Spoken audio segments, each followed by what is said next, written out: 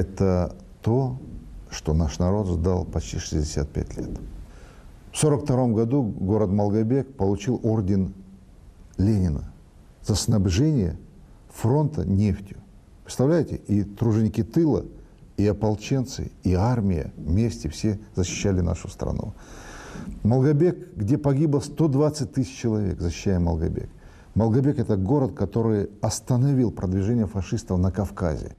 В числе приглашенных в Кремль на торжественную церемонию, посвященную присвоению Малгобеку звания города воинской славы, был народный артист СССР Владимир Этуш. Он принимал участие в боях за город Малгобек.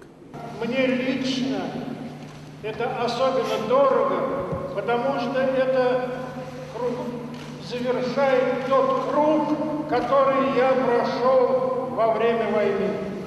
Я был в Малгобеке,